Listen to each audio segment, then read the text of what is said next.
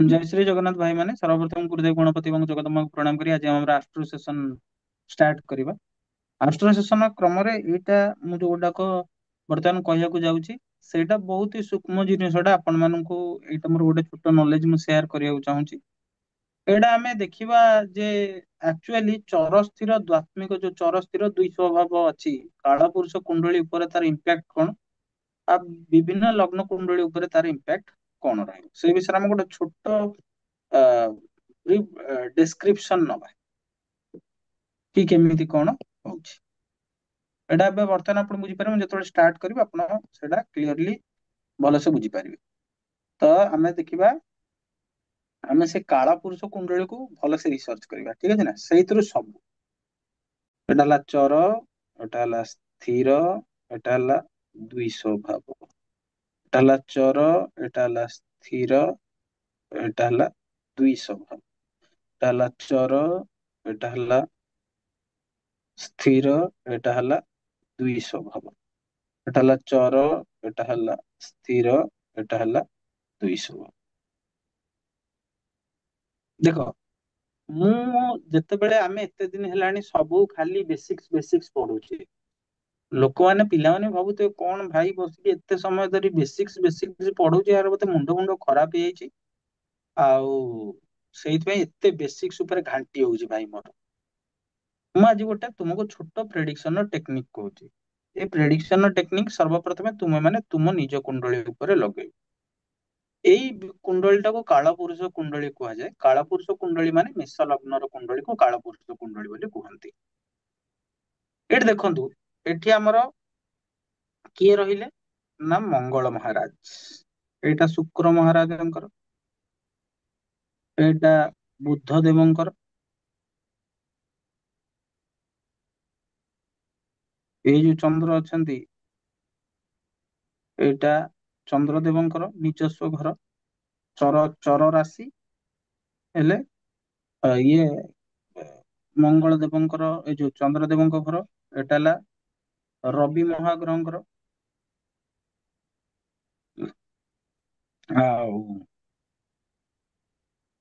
ଏଇଟା କାହାର ନା ବୁଦ୍ଧ ଦେବଙ୍କର।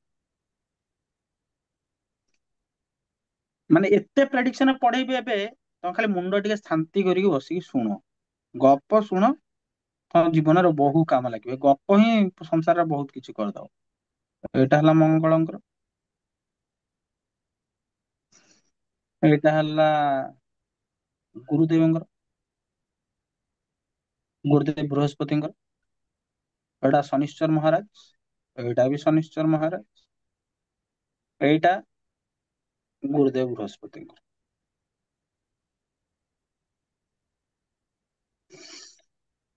ତ ସର୍ବପ୍ରଥମେ ଆମେ ଆରମ୍ଭ କରିବା ଚର କଣ ଚର ମୁଁ ଆଗ ସର୍ବପ୍ରଥମେ କହିଲି କାଳ ପୁରୁଷ କୁଣ୍ଡଳୀ ମାନେ ହଉଛି ମେଷ ଲଗ୍ନର କୁଣ୍ଡଳୀ ଯୋଉଥିରେ ଲଗ୍ନ ଏକ ମେଷ ଘର ଥିବ। ତ କାଳପୁରୁଷ କୁଣ୍ଡଳୀର ଲଗ୍ନ ହଉଛି ମେଷ ଲଗ୍ନ ରାଶି କଣ ରାଜବାବୁ ହୁଁ। ରାଶି କଣ ରାଶି କାଳପୁରୁଷ କୁଣ୍ଡଳୀର ରାଶି କଣ ମୀନ। କି ତମ ମୁଣ୍ଡ ଗୋଟେ କାମ କରୁନି। ମାନେ ଚ- କାଳପୁରୁଷରେ ଚନ୍ଦ୍ର କୋଉଠି ରହିଲା ଓହୋ ମୁଁ ଚନ୍ଦ୍ର କର୍କଟ। ତାହେଲେ କାଳପୁରୁଷର କୋଉ ରାଶି କାଳପୁରୁଷର କର୍କଟ ରାଶି। ଏକ୍ଜାକ୍ଟଲି ଏବେ କ୍ଲିୟର ହେଇଗଲା କି ହୁଁ ହୁଁ। ଏଇ ଜିନିଷଟା ଉପରେ କେବେ କିଏ ଭାବିଥିଲ। ନା ନା। ବାସ୍ ତ ଏମିତି ଧୀରେ ଧୀରେ ଆମେ ଖୋଲି ଖୋଲି ଯିବା ହୁଁ ଖୋଲି ଖୋଲି ଯିବା ଆଗକୁ। ତ କାଳ ପୁରୁଷ ହେଲା କର୍କଟ ରାଶି ତାହେଲେ କାଳ ପୁରୁଷ ତା ଚର ନା ସ୍ଥିର କାଳପୁରୁଷ ଟା ଚର।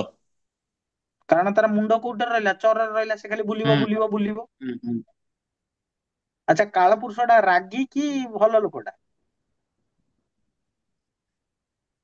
ବେଶୀ ରାଗି। ଭଲ। ନା। ରାଗି କାହିଁକି ନା ଲଗ୍ନରେ ମଙ୍ଗଳ ରହିଲା। ହୁଁ ହୁଁ ହୁଁ ହୁଁ। ଠିକ ତା ଅଛି ନା ନାଁରୁ ହିଁ ହୁଁ ଜଣା ପଡୁଛି। ଠିକ ଅଛି ହୁଁ ହୁଁ ତ ଲଗ୍ନ ମେଷ ରାଶି କର୍କଟ ହୁଁ ମଣିଷ ଏଇଠି ଜନ୍ମ ହୁଏ ଏଇଟା ତାର ଲଗ୍ନ, ମାନେ ସେ ଜନ୍ମ ହେବା ସମୟରେ ଏଇ ଲଗ୍ନଟି ଆକାଶରେ ଉଦିତ ହଉଥାଏ। ଲଗ୍ନଟା ଯଦି ଚର ନହବ, ଲଗ୍ନଟା ଯଦି ସ୍ଥିର ହେଇଗଲା ତାହେଲେ ଭଲ। ଲଗ୍ନ ଚର ହେଲେ କଣ ହବ? ଲଗ୍ନ ଦ୍ୱିଷହ ହେଲେ କଣ? ହୁଁ ଭାଇ ଲଗ୍ନ ମାନେ ହଉଛି ତୁମେ ନିଜେ, ଏଇଟା ତମେ ଜାଣିଛ, ତୁମ କ୍ୟାରେକ୍ଟରିଷ୍ଟିକ୍ସ, ତୁମର ଚରିତ୍ର ଚଳନ, ତୁମେ ନିଜେ। ଯୋଉମାନେ ସ୍ଥିର ଲଗ୍ନର ହେଇଥିବେ, ଯୋଉମାନେ ସ୍ଥିର ଲଗ୍ନ ହେଇଥିବେ, କୋଉ କୋଉଟା ସ୍ଥିର ଲଗ୍ନ ସବୁ ଆସିଲେ? ଗୋଟେ ହେଲା ଏଇଟା ସ୍ଥିର ଲଗ୍ନ, 2 ନମ୍ବର କୁଣ୍ଡଳୀ ମାନେ ହୁଁ ଭେନସ ଅ, ବୃଷ ଲଗ୍ନ, ସିଂହ ଲଗ୍ନ ଆଉ ସିଂହ ଲଗ୍ନ, ଆଉ ଆଉ ବିଛା ବିଛା ଲଗ୍ନ ଲଗ୍ନ, ଆଉ କୁମ୍ଭ ଲଗ୍ନ। କୁମ୍ଭ। ଠିକ ଅଛି। ହୁଁ ଯୋଉମାନେ ସ୍ଥିର ଲଗ୍ନ ବାଲା କୁଣ୍ଡଳୀ ହେଇଥିବେ, ସେମାନେ ଯେମିତି ହେଲେ ଟିକେ ଅଳସୁଆ ହେଇଥିବେ, ହେଲା କି? ଆଚ୍ଛା। ହୁଁ ସେ କୁଆଡେ ଯାଇ କାମ କରିବାକୁ ପସନ୍ଦ କରୁନଥିବେ, ତ ମୁଁ ଗୋଟେ ଜାଗାରେ ବସିବି କାମ କରିବି। ହୁଁ ମାନେ ତାଙ୍କୁ ଗୋଟେ ସ୍ଥିର ଜବ ଦରକାର। ମାନେ ନିଜେ ତ ସ୍ଥିର ହେଲା ତ କୌଣସି କାମ ବିଷୟରେ ଭାବିବ ନା ଭାଇ। ହୁଁ ଯଦି ନିଜେ ହିଁ ସ୍ଥିର ହବନି, ସେ କୋଉ କାମ ବିଷୟରେ ଭାବିବ? ହୁଁ ଠିକ ଅଛି ନା? ହୁଁ ତାପରେ ଆସିଲା ଚର। ଚର ବାଲା କଣ କି, ସେ ଗୋଟେ ଜାଗାରେ ବସି କାମ କରିପାରିବନି।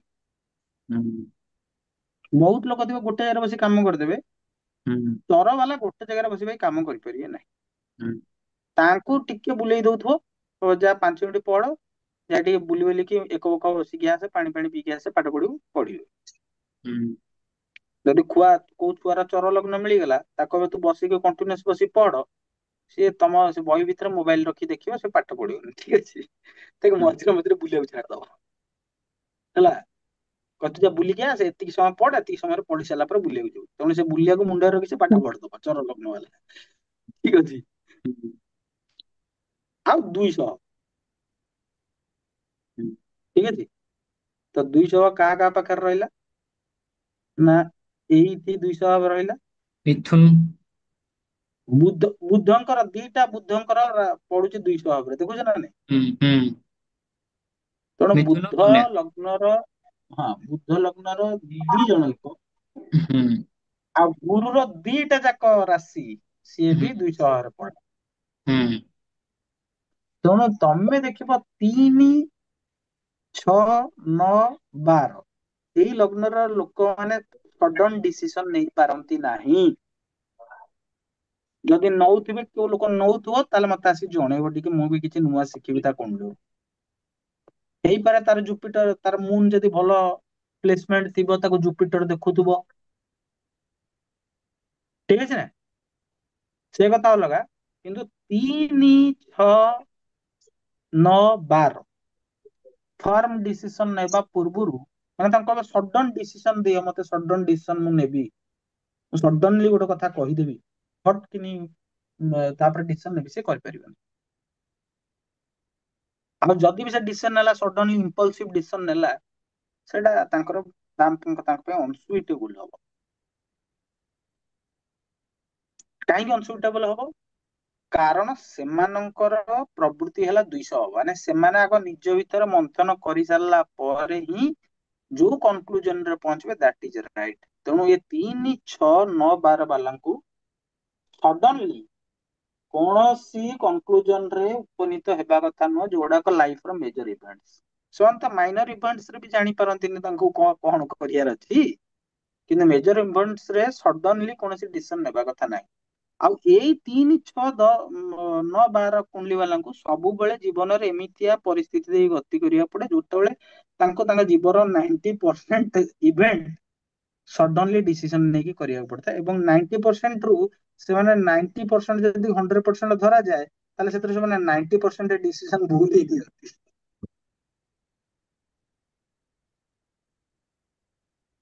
ବୁଝିପାରିଲ ମୁଁ କଣ କହିଲି? ହୁଁ ଆଉ ଇଏ ହେଲା ଗୋଟେ ପ୍ରକାର ପ୍ରେଡିକ୍ସନ ଟେକ୍ନିକ, ଇଏ ଗୋଟେ ପାର୍ଟ ଗଲା।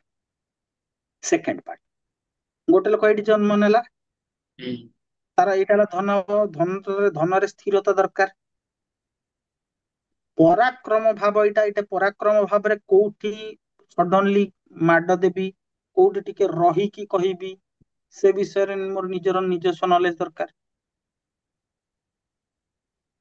ଏଇଟା ଯଦି ଚରଣ ହେଇକି ସ୍ଥିର ହେଇଥାନ୍ତା, ତାହେଲେ ତାର ସୁଖଟା, ମାନେ ଦେଖ ଭଗବାନ ବି କେମିତି ବନେଇଛନ୍ତି, ଏଇଟାକୁ କୁହାଯାଏ ପାରିବାରିକ ସୁଖ, ଯାନବାହନ, ଜମି ବାଡି, ଗାଡି, ଏଗୁଡାକ ଯଦି ଚର ନହବ, ତାହେଲେ ମଣିଷ ସବୁବେଳେ ସୁଖୀ ରହିବ, ତାର ଦୁଃଖ ବୋଲି କିଛି ରହିବନି। ହୁଁ ସୁଖଟା ପରମାନେଣ୍ଟ ନୁହଁ, କାଳ ପୁରୁଷରେ ବି ସୁଖ ପରମାନେଣ୍ଟ ନୁହଁ। ଦେଖ, ଠିକ ଅଛି। ହୁଁ ମୁନ ହଉଛି ଫାଷ୍ଟେଷ୍ଟ ମୁଭିଂ ପ୍ଲାନେଟ, ଆଉ ହୁଁ ଇଏ ଚନ୍ଦ୍ର ଯଦି ସ୍ଥିର ହେଇଥାନ୍ତା, ତାହେଲେ ଇଏ ଏତେ ଶୀଘ୍ର ବୁଲିଥାନ୍ତା ନା। ହୁଁ ତେଣୁ ଇଏ ଚର। ହେଲେ ସୂର୍ଯ୍ୟ ସ୍ଥିର, ଆମେ କହୁ ରବି ସ୍ଥିର। ତେଣୁ ସୂର୍ଯ୍ୟ ଯେହେତୁ ସ୍ଥିର, ଏଟା ସ୍ଥିର କାରକ। ହୁଁ ଏଇଟା ହେଲା ବୁଦ୍ଧି। ବୁଦ୍ଧି ଯଦି ଯାହାର ସ୍ଥିର ନାହିଁ, ଏଇଟା ଏଇଠି ଭାବୁରୁ ଆମେ ବୁଦ୍ଧି, ସନ୍ତାନ, ଏଗୁଡା ସବୁ ବିଚାର କରୁ। ଯଦି ବୁଦ୍ଧି ଆଉ କାହାର ସ୍ଥିର, ବୁଦ୍ଧିରେ ସ୍ଥିରତା ନାହିଁ, ସନ୍ତାନରେ ସ୍ଥିରତା ନାହିଁ, ପାଠ ପଢାରେ, ଏଇଟା ପାଠ ପଢାରେ ସ୍ଥିରତା ନାହିଁ, ତାହେଲେ ସେ ଲୋକର ଯାହା ହବ ତମେ ଜାଣିଥିବ। ହୁଁ ତାପରେ ହେଲା ରୋଗ ଋଣ ଶତ୍ରୁ। ରୋଗ ଋଣ ଶତ୍ରୁରେ କଦାପି କୌଣସି ଜିନିଷ ଭଲସେ ଡିସାଇଡ ନ କରିକି ଡିସିସନ ନେବା କଥା ନାହିଁ। ହୁଁ ତୁମେ ସଡନ ଡିସିସନ ନେଇକି ଭୁଲ ଭାଲ କରିଦବ। ସେଥିପାଇଁ ଏଇଟା 6 ନମ୍ବର କୁଣ୍ଡଳୀ, ଏଇଟାକୁ 200 ଭାବରେ ମିଳିଛି। ଠିକ ଅଛି। ଏଇଟାକୁ ଆମେ କହୁ business life partner. Life partner ଚର ମିଳିଗଲା, ସମସ୍ତେ ଭାବିବେ କଣ ମୋର ଦେନ ୱାନ ମ୍ୟାରେଜ ହବ କି, ସେଥିପାଇଁ ଚର ମିଳିଲା, ନାଇଁ ନାଇଁ, କଥାଟା ସେଠି ନୁହଁ। ଏଇଟା କେବଳ ଲାଇଫ ପାର୍ଟନର କୁ ଦେଖାଏ ନାହିଁ। ଏ 7 ନମ୍ବର ଗୃହ 7 ନମ୍ବର ଭାବଟା କେବଳ ଲାଇଫ ପାର୍ଟନର କୁ ଦେଖାଏ ନାହିଁ। ତମ ମଣିଷ ଖାଲି କହିବ ତମ ସ୍ତ୍ରୀ ଏଇଟା, ତମେ, ଇଏ ହେଲା ତମ ସ୍ତ୍ରୀ। ଯୋଉ ଲୋକ ପାଖକୁ ଯିବ ହୁଁ ସେ କହିବ ଇଏ ହଉଛି ତମେ, ଇଏ ହଉଛି ତମ ସ୍ତ୍ରୀ। ନା ନା ନା, ଇଏ ବିଜନେସ ହଉଛି, ପାର୍ଟନର ଘରିକା ବହୁତ ଜିନିଷ ଦେଖାଯାଏ ନା ଏଥିରେ।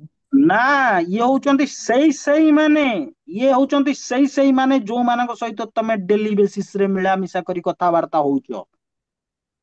ଇଟ ଅଫିସ ଇଜ କଲିଗ୍ସ ଦୋଜ ବି ହେଇପାରେ। ପର୍ସନ। ହୁଁ ଏଇଟା ହେଲା, ଏଇଟା ହଉଛି ସେଇମାନେ, ତାଙ୍କ ତମେ ଡେଲି ଲାଇଫ ରେ ଯାହାଙ୍କ ସହିତ ଡେଲି ଡେଲି ବସିକି କଥା ହଉଛ, ବା କୌଣସି ଇଭେଣ୍ଟ ରେ କଥା ହଉଛ, ଏନି ବିଜନେସ ପାର୍ଟନର ହେଇପାରନ୍ତି, ଲାଇଫ ପାର୍ଟନର ହେଇପାରନ୍ତି, କଥାବାର୍ତ୍ତା ପାର୍ଟନର ହେଇପାରନ୍ତି, କର୍ମ ପାର୍ଟନର ହେଇପାରନ୍ତି, ପାର୍ଟି ଏନି ପାର୍ଟନର ହେଇପାରେ। କାଇଣ୍ଡ ଅଫିସ ପାର୍ଟନର ହେଇପାରନ୍ତି, ହେଲ୍ଥ ପାର୍ଟନର ହେଇପାରନ୍ତି, କାର ଡ୍ରାଇଭର ପାର୍ଟନର ହେଇପାରନ୍ତି, ଏନି ପାର୍ଟନର ଯାହା ସହିତ ତମେ ଡେଲି ଡେଲି ବେସିସ ରେ କଥା ହଉଛ। ଏ ଗଛ ବି ହେଇପାରେ, ଗୋଟେ ଗଛକୁ ଯଦି କୌଣସି ଲୋକ ଡେଲି ଡେଲି କହୁଥିବ, ସିଏ ବି ତା ପାର୍ଟନର ହେଇଗଲା। ତେଣୁ ଏ କ୍ଲାରିଟି ଟା ତମ ମୁଣ୍ଡରେ ରହିବା ଦରକାର। ତେଣୁ ଏ ପାର୍ଟନର ଟା ଚେଞ୍ଜ ହବ ନା। ଆରେ ଏବେ ଅଫିସ ଯିବି, ମୋର ଡ୍ରାଇଭର ଦରକାର, ଡ୍ରାଇଭର ବର୍ତ୍ତମାନ ମୋ ପାର୍ଟନର ନା ଭାଇ, ପାର୍ଟନର ଅଫ ଜର୍ନି। ମୋର କାର ଦରକାର, ପାର୍ଟନର ଅଫ ଜର୍ନି। ବର୍ତ୍ତମାନ ମୁଁ ଅଫିସରେ ପିଅନ ସହିତ କଥା ହେବି, ସିଏ ବର୍ତ୍ତମାନ ମୋର ପାଇଁ ଚା ଆଣିବ, ସିଏ ହେଲା ପାର୍ଟନର ଫର ହେଲ୍ପ। ତେଣୁ ଏମାନେ ଯଦି ସ୍ଥିର ହେଇଗଲେ, ତାହେଲେ ତ ସେ ତ ଜଣଙ୍କ ସହିତ କେବଳ ଡିଲ୍ କରିବ। ମୋ କଥାଟା ବୁଝିପାରୁଛ ନା ବୁଝିପାରୁନ? ବୁଝିହଉଛି। ହଁ, ତାପରେ ଆସିଲା ଅଷ୍ଟମ ଗୁରୁ। ଅଷ୍ଟମ ଗୁରୁରୁ କଣ ଦେଖୁ? ଆମେ ଆୟୁ ଦେଖୁ। ମୁଁ ବହୁତ କିଛି ସିଗ୍ନିଫିକାନ୍ସ କହୁନି, ମୁଁ ଗୋଟେ ମୋଟାମୋଟି ଏକ୍ସାମ୍ପଲ ଦଉଛି। ମୁଁ କାହିଁକି ଏତେ ତମକୁ କହିଛି ଯେ ବେସିକ୍ସ ପଢ। ଅଷ୍ଟମ ଭାବକୁ ଆମେ କହୁ ଆୟୁ। ଆଏ। ଆୟୁ କହୁନା?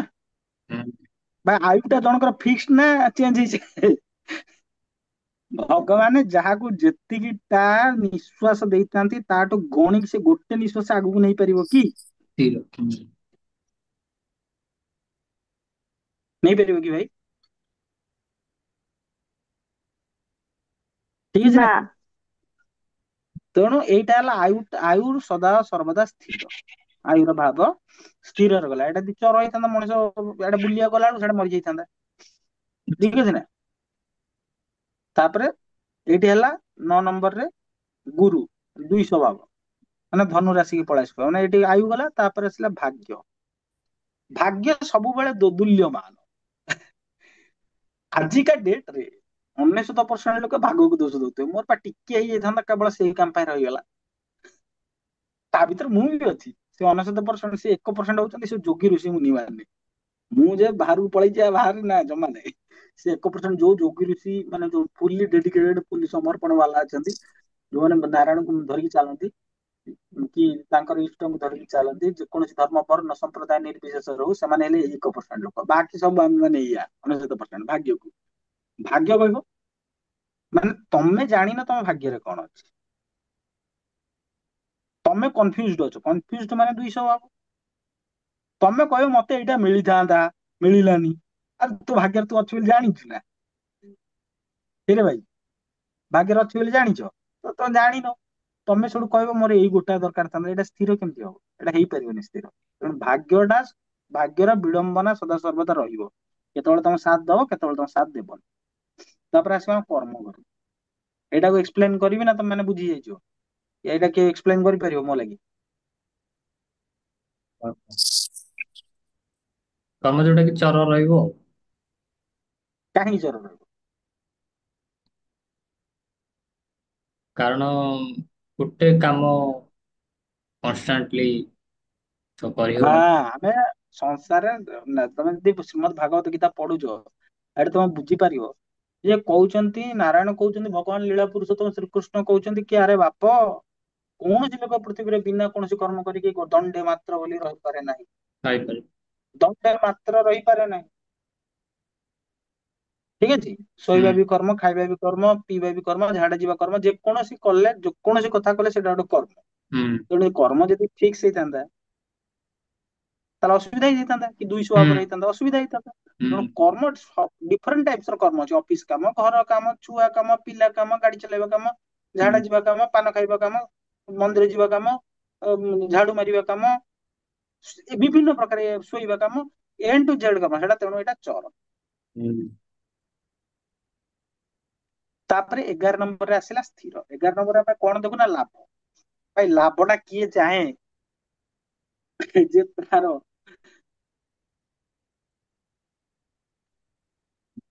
ଏଇଟା, ଏ ଲାଭ ଟା ସ୍ଥିର କାହିଁକି ହେଲା ମୁଁ କହିଦଉଛି। ସ୍ଥିର ପା। ହଁ ମୁଁ କହୁଛି ପରା କାହିଁକି କାହିଁକି ହେଲା। କାରଣ ତୁମର କର୍ମ ଭାବକୁ ଯଦି ଆମେ ଏକ କରିବା, ଏଇ ଯୋଉ ଏକାଦଶ ଭାବ ଟା କର୍ମର ଧନ ଭାବ ନୁହଁ କି? ହୁଁ। ହଁ, କର୍ମର ଧନ ଭାବ ସେକେଣ୍ଡ ଭାବ। ତେଣୁ ତମେ ଯାହା କର୍ମ କରିବ ତାର ଫଳ ସ୍ଥିର।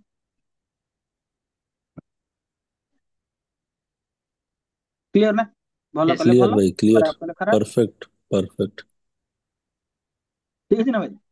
ଯୋଉଟା କି ସେଭିଂ ହେଇକି ରହିବ ପୁଣି ନେକ୍ସଟ ଜନ୍ମରେ। ତ ଏଇଠି 11 କୁ ଠିକ ଦେଖୁନ, 11 ର ଠିକ ସାମ୍ନାରେ ପାଞ୍ଚ ପାଞ୍ଚ ହେଇକି ଅଛି। ଏଇଟା ହେଲା ମାନେ ଏଇଟା ହେଲା ସଞ୍ଚିତ କର୍ମ, ମାନେ ଏଇଟା ଯାହା ତମେ ସଞ୍ଚୟ କରୁଛ। ହୁଁ ଏଇଟା ପୂର୍ବ ପୁଣ୍ୟକୁ ଦେଖିବ।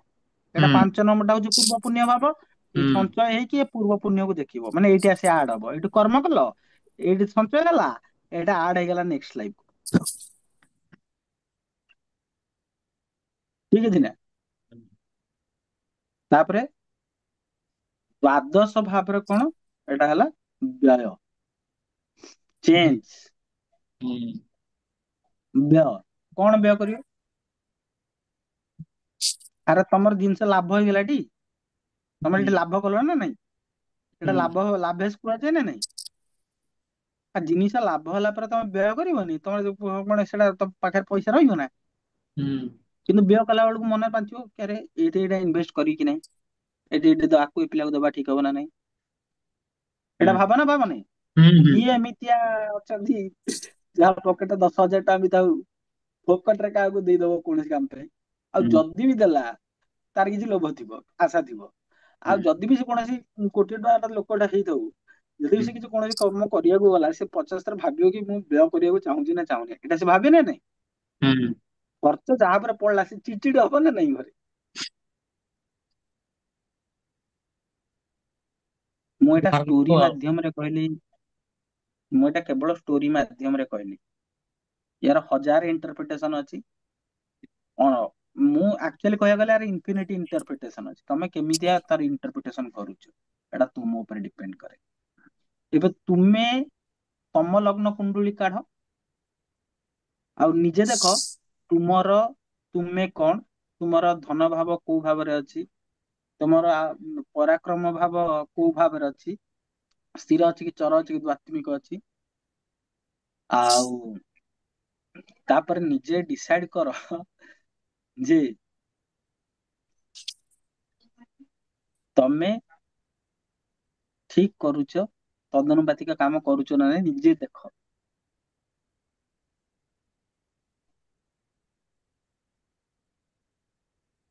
ମୋ କଥାଟା ବୁଝିପାରିଲ ନା ନାଇଁ? ହୁଁ ତ ଆଜିର ସେସନରେ ଆମେ ଗୋଟେ ଛୋଟ ଡେମୋ ଦେଲେ ଯେ କାହିଁକି ଆମେ କାଳପୁରୁଷ କୁଣ୍ଡଳୀ ଉପରେ ଏତେ ତବଜ୍ଜୁ ଦଉ। ଆଉ ମୁଁ ସବୁବେଳେ କାଳପୁରୁଷ କୁଣ୍ଡଳୀକୁ କାହିଁ ଏତେ ଇଏ କରେ। ଚନ୍ଦ୍ର ଇମୋସନ କାରକ ନା ନାଇଁ? ହୁଁ ଯଦିଓ କାଳପୁରୁଷ ଉଗ୍ର, କିନ୍ତୁ ସେ ତାର ଇମୋସନ ବେସରେ ହିଁ କାମ କରେ।